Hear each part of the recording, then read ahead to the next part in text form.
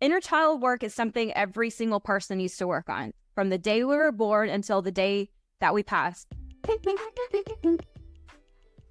Welcome to the Phase 4 podcast, inspired by Vishen Lakiani and Ajit Nawalkar, co-founders of EverCoach, a division of Vine Valley.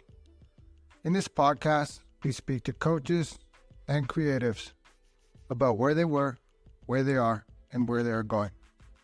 This is the intersection of what we focus on expands, and your story is your superpower.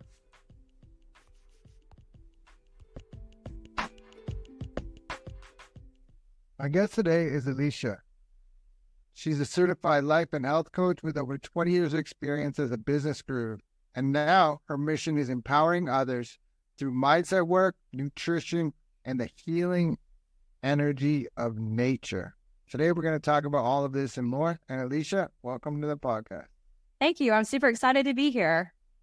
Yeah, me too. I always kind of love to begin with, looks like you have an extensive background, but how did you kind of end up in this space? And just tell us a little bit more about yourself.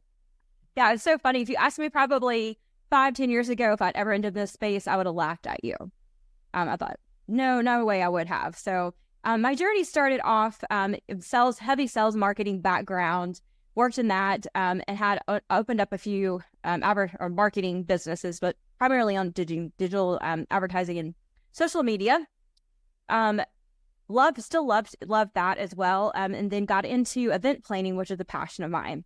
Got into that because I couldn't find anyone who would hire me for the salary of what I wanted. So I was like, you know what? I can do this myself. So I literally just started something small and just figured it out on the way. Did that for 7 years. And then burnt myself out, working 80 hours a week. My employees were making more money than I was hourly for the hourly portion to it. So I was like, okay, I think I'm done. And so then I transitioned into real estate. Was a husband now, my boyfriend at the time, was crushing it in real estate. It's actually his passion, his desire. I was like, that sounds like fun. I'm going to give that a shot.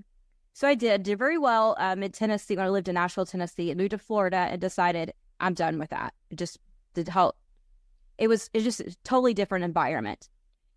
From there, I thought, well, I always wanted to go into business coaching, but I had this limiting belief that I was not going to be good enough to do that because for some reason, I was like, that's the stupidest thing because I've had multiple businesses. I know how to start a business. I know how to run a business, especially as a solopreneur.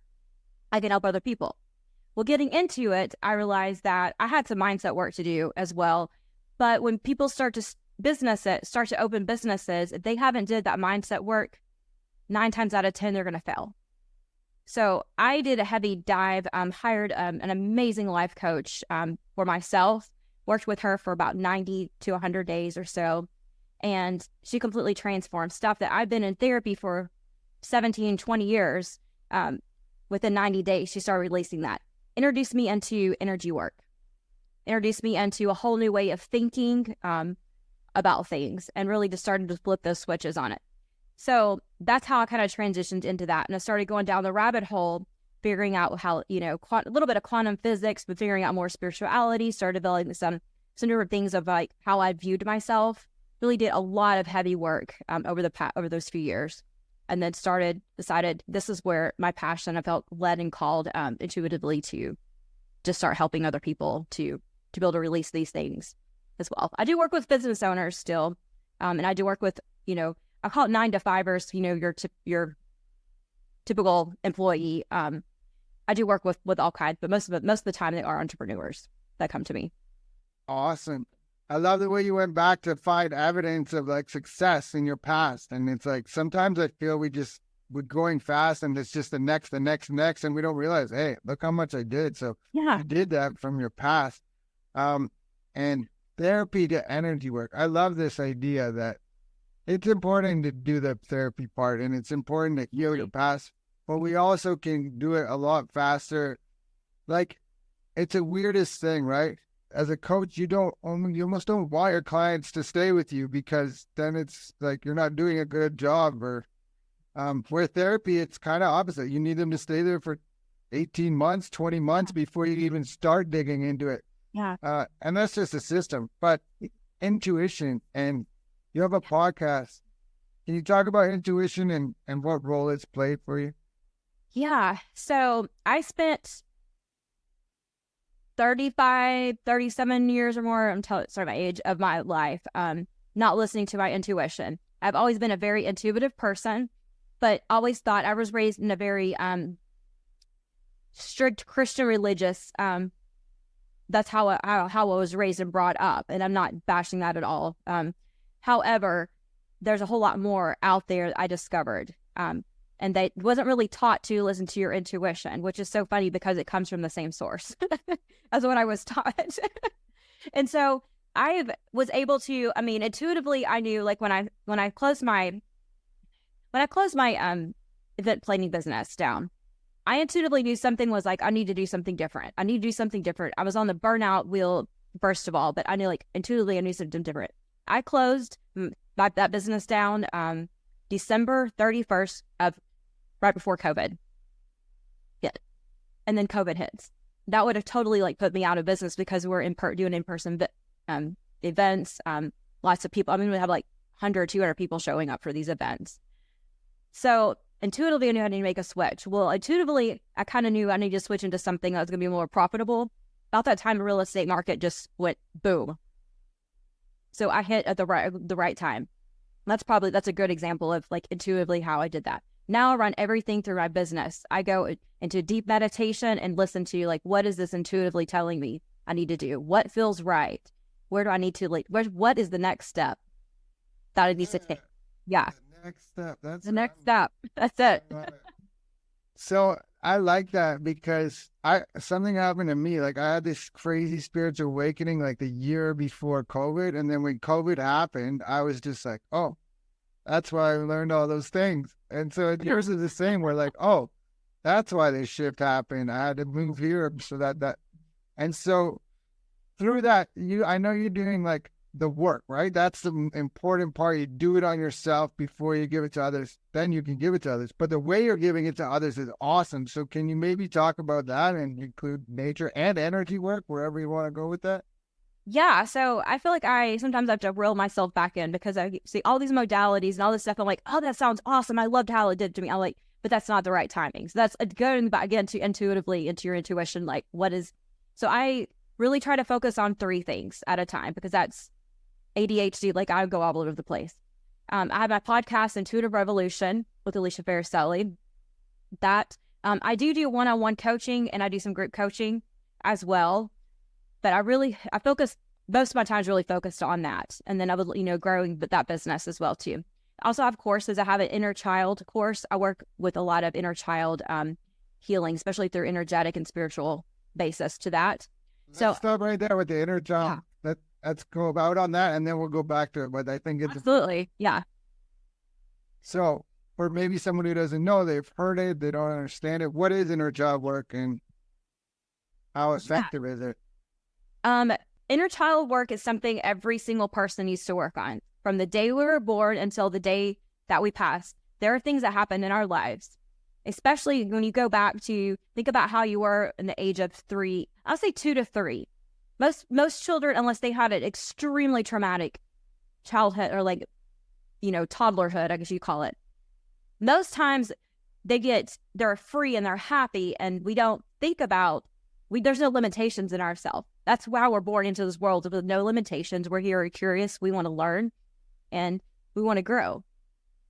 However, we get society, our parents, and we could have the best parents in the entire world. They're still going to put little traumas inside of you. Big traumas are a different story. Little traumas inside of you. So if we don't start addressing those things, and it goes into our subconscious. So a lot of times, when we're young, if something small or even a large trauma happens, we can't process that. So it goes into our subconscious and we almost forget about it.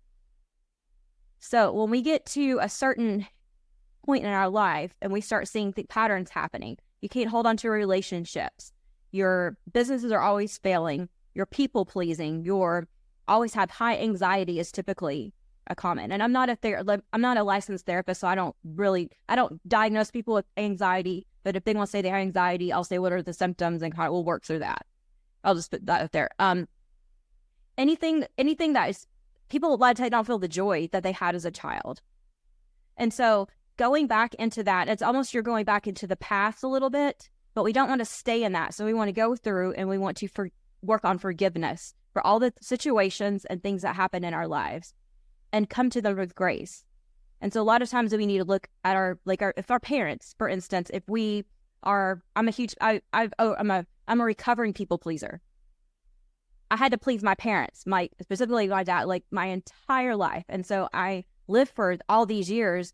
Every decision I made was, well, what do my parents think about? And there's so many people that go through that. They want to prove themselves. That was an inner child thing. So I have to sit back and tell my inner child, hey, it's okay. You're safe. You are loved. You're worthy as you are. And you don't have to please them. There's nothing you can do that's going to please them. So you're forgiving yourself, not other people, right? Well, you're forgiving other people too. But forgiveness, people think forgiveness is you have to forget about it and let them back in. And no, forgiveness is basically releasing that you're not putting any more energy towards that situation. You're moving forward. That's all forgiveness is. People think you have to go through this big, and it can be a big ritual. Sometimes you do need that. But people think you have to go through this big thing and you have to let them back in your lives and just forget about what they did. No, it's not necessarily, you're never going to forget about what they did. But you can release the energy that and your mindset, what you're focused on as far as what they have done to you in the past. And looking at it from a lesson standpoint of you gained a big lesson. And a lot of things that happen in our lives is because we need to learn those lessons. And that's the way that we have to learn them. And so if you look at things like that from that perspective, you're able to start healing your inner child. Right. A good example my mentor uses is someone someone stole from his company like lots and lots of money, right? So you turn that person over to the authorities because that's part of the deal and he has to face that. But you can forgive that person as well. And so that person still has to be held responsible for what they did, but we can also forgive them and show compassion and empathy and grace. Yeah, yeah, absolutely. Thank you. So I just wanted to get that part up because there's so much you're about to say before I interrupted you. So we were talking energy work and some of these other modalities. Yeah. So I focus on I do one I call one-offs with energy work, and I'll do group meditations and breath work. I'm certified in all of that. But I do that mostly with my one-on-one clients. So we talk the thing I found that works the best, and I was kind of trained through my coach too. I'll give her credit for that. Definitely give her credit for that. Is we can do all the talking we want, and we need to release, and we need to work on goals and ambitions. But if we're not releasing these energies that are still stuck inside of us, the traumas, I'm talking little traumas, big trauma, whatever. If we don't release that out, it's almost like we're doing all this work and it's still going to come back. And that's kind of where I got with therapy for so many years. And I love, I have a therapist I see once a month and I'm full disclosure with that. I work with I have life coaches and stuff I work with. However, if we don't do the actual releasing of the emotions and the things that are locked inside of you, you're still going to get stuck and stagnant. So that's why a lot of people who I've talked to those, I've been through therapy and all this other stuff, but they're not doing the additional work behind it to release that. Right. So that's kind of my different approach towards coaching that I work with my clients. Right. It's just like a Band-Aid unless you're actually going in and ripping it out at the root and figuring it out. And one thing I find actually is usually what the person thinks is the problem is not the problem. It's way deeper, right? And they're like, oh, that's where. And it's that's such a cool feeling to help someone discover that. So breath work with one-on-one clients. And then I think you have a retreat coming up. I'd love to talk about your business, but let's go first Nashville to Asheville. Yes. So I lived in Nashville for 10 years and I always tell myself, I went down there. My daughter still lives there. Left my daughter behind. I mean, I love Nashville, but left my daughter. She's found I think she's found her partner. And then I came and I met my husband there. And so it's kind of I feel like I came back there, and he's actually from Florida. So he moved to Nashville for about 13 years. And he's I came and found my wife, and now we're back in Florida. You guys meet at Tootsie's? No, we actually didn't. We did meet at a bar, but it was, I used to do promotional stuff in between trying to launch businesses. promotional stuff for like Jack Daniels and stuff. So we met doing that. But yeah, we met there. So Asheville is another place my heart's at. I love it. It's actually there's 3 vortexes in the United States, energetic vortexes, and Asheville's one of those. Sedona and Mount Shasta, I believe, is the other one in California. So when you go to Asheville, if anybody hasn't been, you walk in and you just get this different energetic feeling to you. It's a very peaceful feeling. You're in the mountains. It's just something. It's a great place to start releasing some of these emotions and some of the things that you have locked up. And it's a great place to really find yourself. So that's one of the reasons why I chose it. And it's within driving distance from where I am. So, and it's just a great place. In the fall, it's beautiful. So you're doing a 3-day retreat. I've seen pictures and there's like beautiful waterfalls but everything like that. So you're doing a 3-day retreat at one of the 3 vortexes in the United States? Yes. So it's actually a 4-day retreat, 3 nights. October the 24th through the 27th. So we're gonna be straight in the mountains. We're gonna spend 4 hours working on inner child releasing. Just a workshop. We're gonna go through. It's gonna be heavy. It's gonna be emotional. We're only gonna spend 4 hours doing it. Sounds like a lot of time, but it's gonna fly by. We're also gonna follow that up with some hiking, getting into nature, we're gonna do some relaxation treatments. And then we're going to do moon meditations every night, working off the energy of the moon. Yeah. Breath work, yoga, all the fun stuff. And so when you get someone out of their element behind a desk or inside a building, if you can get them out into nature, automatically they're one up and they're going to be more receptive and open. And earlier when you were talking about the kid, you didn't say all these words, but joy, zest, vitality, and somewhere along the way we lose that. And so bringing these people back into nature will help them retrieve their joy, zest, and vitality for life. Yeah, we're gonna do some hard, heavy work, but we're gonna bring some joy back in and some play. Absolutely. And so, what was I was going to ask? Oh, okay. Have you ever heard of positive intelligence? Not emotional intelligence. This positive intelligence. Yes. PQ. Actually, I went through the program as a coach for PQ training. There you go. So he does one exercise with the pictures where he gets you to go back. It's crazy, right? So now I have a 7-year-old, a 10-year-old, and you can see a little bit of the difference already in that. But it's such a good exercise to go back and be like, oh, that's when I lost it. Like that's when society took it from me. Yeah. Yeah. I love that program because it does a lot of, it's almost like you're really kind of doing some inner child work. You just don't know it. He doesn't label it as that. Yeah, that's an awesome program. I think everyone should go through that for sure. Yeah. And now let's focus a bit on your podcast. I love the content, the guests, the topics, the subjects, maybe because it's a lot like this, but go ahead and tell us about it.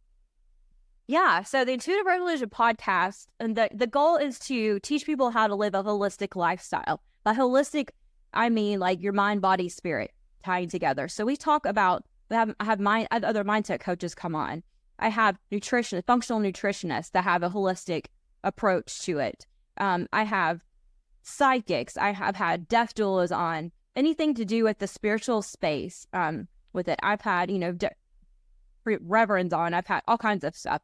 I recorded a podcast yesterday with the reverend of the church that I attend in St. Petersburg, Unity Church. And it was just fantastic. So I love it because it's almost like I get kind of free coaching in a way too. But it's also spreading the word out to everyone that you don't have to live in what society's telling you to live in that little box. And so if we start planting nuggets throughout and start raising the vibrations in the world, then that's where the change starts. You are speaking my language, and that's why I love it. It's so important to give back, give a voice, and then you're focusing your own attention on that too. So that's big, what we focus on expand. So you could focus on the negative or the positive, and it's really just a decision. So courses, I know you guys said inner child healing course, but I think I saw another course on your website. Yes. So at the beginning of the year, I did a rich intuition. So I would teach people, and it's a super cheap. It's like, I think it's like $49 or something on my website, and it's 21 days. You get 21 days worth of information. So you have it's like a 1 or 2 minute video for me, just an inspirational thing talking about what we're going to talk about. Journal prompts that are going to get you to really dive into why you're not manifesting the life that you want. What's blocking that? And these are all things that I have personally went through and did and seen results from. And you also get a meditation with that, and then affirmation that you can repeat every day, filling into that affirmation. Yeah. Amazing. So I know this is a broad question and like everyone's different, but what would be the number one block that you see come to you with people? Block. Oh, yeah, like people's blocks.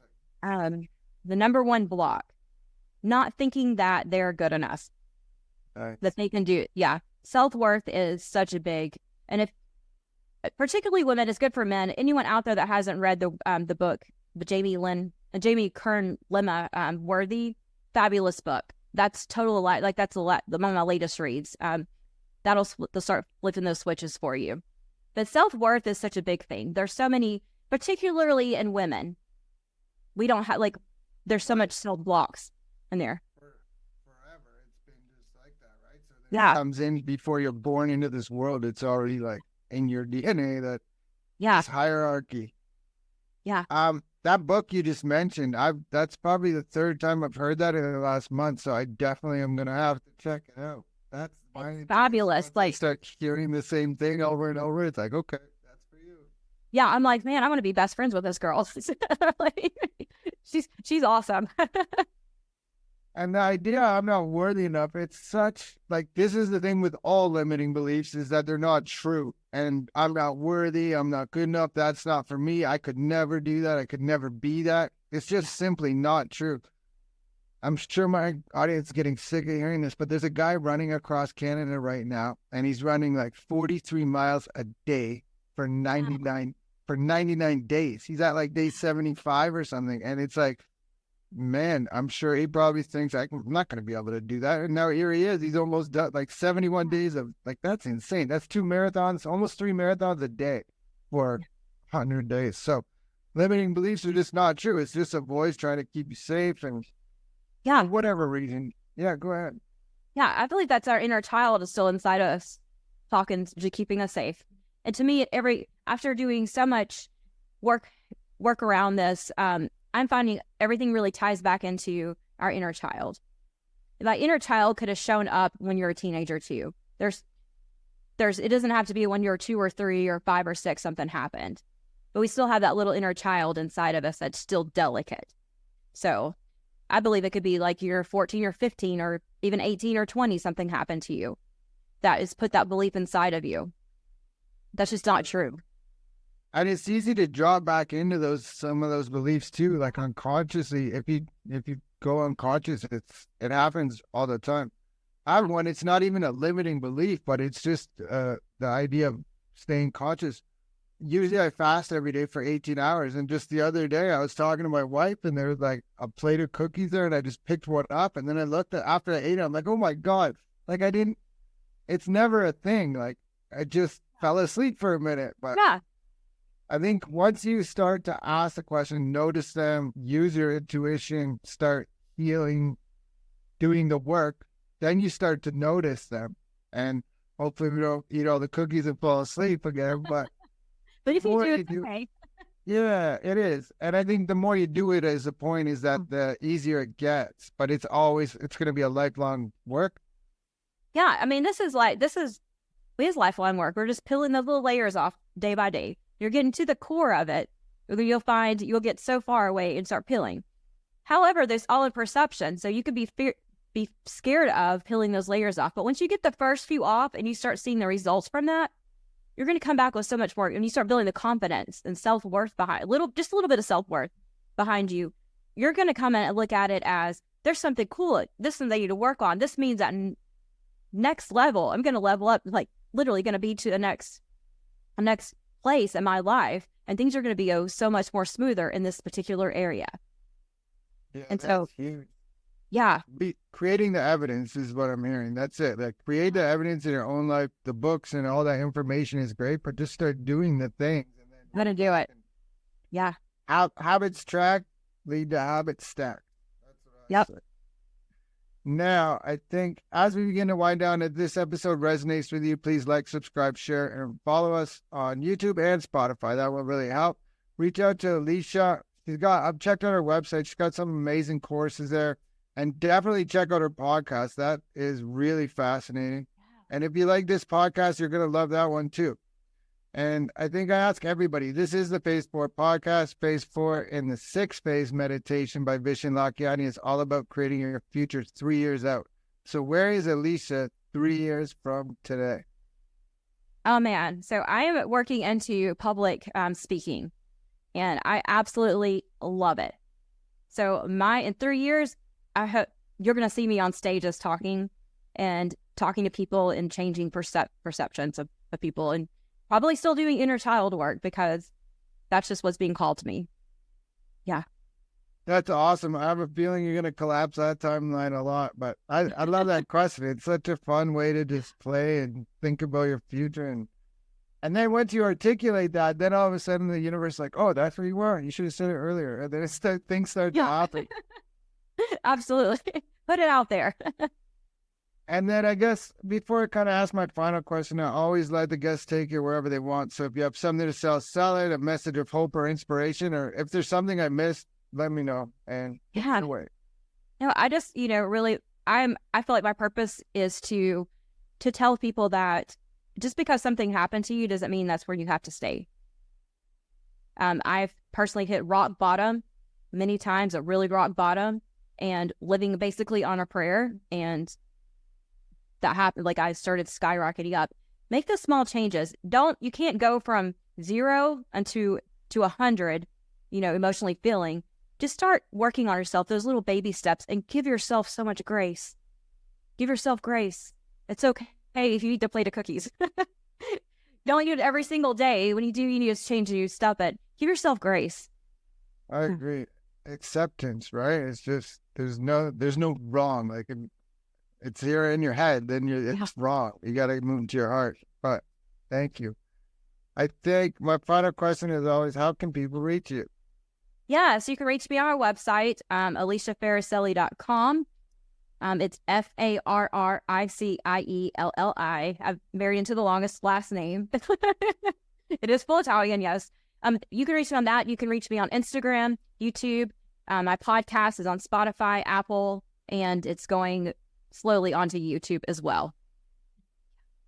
Amazing. And if you're interested in that retreat and you're in the North Carolina area, or you will be October 24th to 27th, check that out too. We will leave all of those links in the show notes. And Perfect. Alicia, I'm so grateful for your time today. Thank you so much. Yeah, thank you so much for having me on here today.